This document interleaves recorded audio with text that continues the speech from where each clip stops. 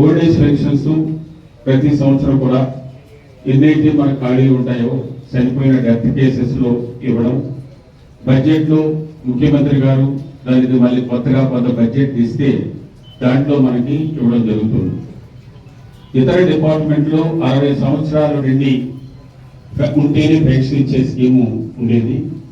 ఆ టైంలో దగ్గరగా 2006లో కృష్ణకి డిఫరెంట్ ఉండాలి, ఎందుకంటే 60 సంవత్సరాలు ఇతర కమ్యూనిటీకి ఇచ్చినప్పుడు 50 సంవత్సరాలే కృష్ణకి పెట్టాలి అని చెప్పేసి ప్రతిపాదనతో నేను ఫిషరీస్ మినిస్టర్గా తీసుకురావడం జరిగింది. ఎందుకంటే కూడా దానికి వేటకి వెళ్ళడం వల్ల, ముఖ్యంగా సముద్రంలోకి వేటకి వెళ్ళినప్పుడు కంటి చూపు ఎక్కడ కూడా గోదావరి కనపడకుండా సముద్రంలోకి వేటకి వెళ్ళినప్పుడు బాగా దూరం చూడటం వల్ల కంటి చూపు ఇతర కులస్తుల కంటే తొందరగా క్రిస్టియన్ కమ్యూనిటీకి కంటి చూపు పడిపోతారు.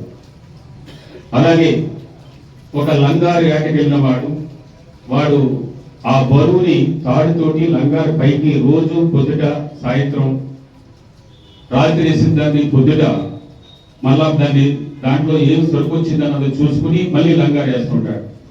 ఆ టైంలో వాడికి నడుము ఇతరుల కంటే నడుము తొందరగా పడిపోతారు. ఈ 2 పాయింట్లు నేను క్యాబినెట్ లో చెప్పి అందుకని 50 సంవత్సరాలకి పెన్షన్ ఇవ్వాలని చెప్పేసి మొట్టమొదటిసారిగా తీసుకొచ్చిన కారణాన్ని మీ అందరికి కూడా తెలియజేసిన ఒక మత్స్యకారుడుగా, ఒక అగ్రికల్చర్ సచివుడుగా, ఈ కమ్యూనిటీ మీద ఉన్న సమస్య మీద పూర్తి అవగాహన ఉన్న వ్యక్తిగా. ఇంకా మిగిలిన చాలా తక్కువ అప్లికేషన్లు మాత్రమే ఉన్నాయి, అవి కూడా త్వరలో ఇచ్చే ఏర్పాట్లు చేయడం జరుగుతుంది. ఇది మొన్న నా పేరు ఫలానా మల్లాడి కృష్ణారావు అగ్రికల్చర్ క్రియా సేవా సంఘం రిప్రజెంటేషన్ ఇచ్చింది. దీని మీద మీరు వారం రోజుల్లో జిఎస్పిసి ఎవరికి ఇవ్వాలో వాళ్ళ పేర్లు, అలాగే ఓఎన్జిసిలో ఈ 1145 పేర్లో మీ రికమెండేషన్ డిపార్ట్మెంట్ ఎందుకు తీశారు, ఎందుకు వాళ్ళు అడుగుతున్నారు అన్న దాని మీద పూర్తి డీటెయిల్ నెల రోజుల్లో పంపించమని చెప్పేసి వారికి ఇచ్చారు. మీరు హాస్పిటల్లో పనిచేసేవాళ్ళు కానీ, స్టేడియంలో పనిచేసేవాళ్ళు కానీ, స్విమ్మింగ్ పూల్లో పనిచేసేవాళ్ళు కానీ, స్కూల్లో క్లీనింగ్ చేసేవాళ్ళు కానీ, ఇక్కడ ఉంటే 157 మంది ఉండిపోయే టవర్ లో పనిచేసేవాళ్ళు, వీళ్ళకి జీతాలు లేవు. జీతాలు లేనప్పుడు వాడు ఏం చేస్తాడు, సాయంత్రం ఇక్కడ ఉండి అటెండ్ అవ్వడం, దాని తర్వాత యాడికి వెళ్ళిపోయే పరిస్థితి చేస్తూ ఉన్నారు. వాళ్ళందరికీ ఇవ్వాలంటే ఇక్కడ రూల్ ప్రకారం అయితే ఇవ్వడానికి లేదు.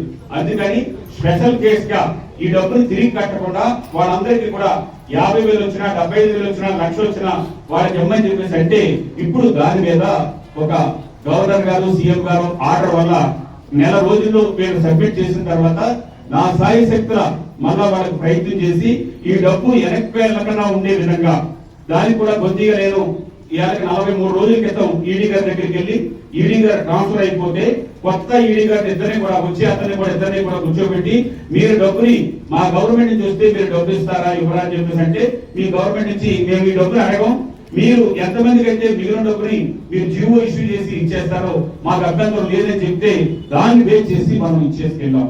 అది భర్త చనిపోయిన తర్వాత భార్య కూడా చనిపోయారు. భార్య ఒక 23 24 మళ్ళీ భార్య కూడా చనిపోతే వాడికి ఇప్పుడు కొడుకులు కోడళ్ళు ఎవరైతే ఉన్నారో వాడికి ఆ డబ్బులు వచ్చేలాగా చేయడానికి 348 మందికి దగ్గరగా నెలకి 9,750 రూపాయలు చెప్పిన 7.5 నెలల్లో దగ్గరగా 54,000 వచ్చేదాన్ని ఆ డబ్బు ఇప్పుడు వరకు గవర్నమెంట్ ఇవ్వకపోతే మేము మొన్న వెళ్ళి వాళ్ళ దగ్గర నుంచి మళ్ళీ ఒక లెటర్ ని తీసుకుని ఓఎన్జీసీ మేము ఆ డబ్బులు ఇస్తామని ఆర్డర్ ని మన కలెక్టర్ పంపించున్నాము.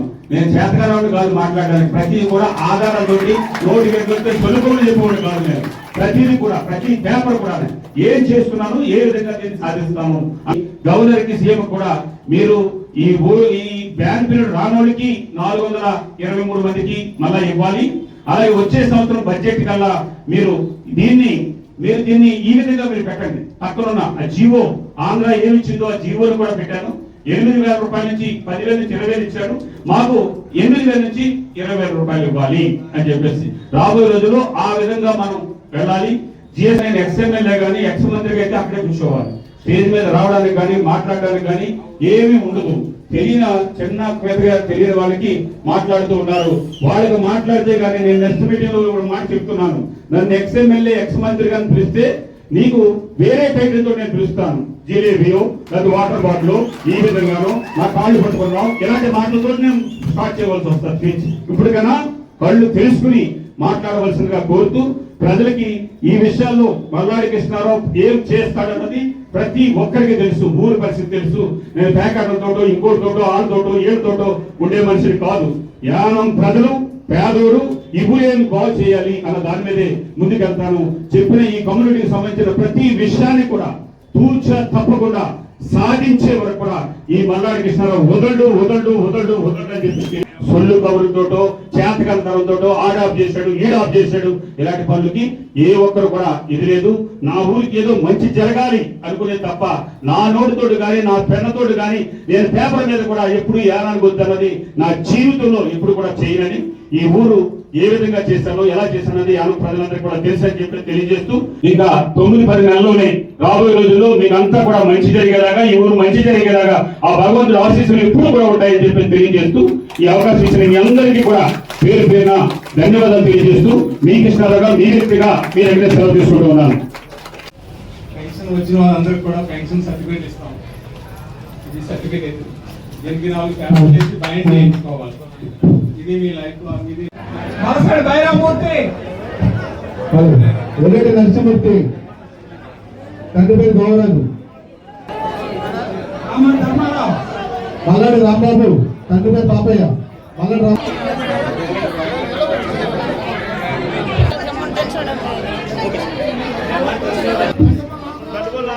ఆకులు సత్యనారాయణ దొక్కాడి నాగేశ్వర తండ్రి పేరు నాగుల్ ఆకు నారాయణరావు, వైద్య గంగరాజు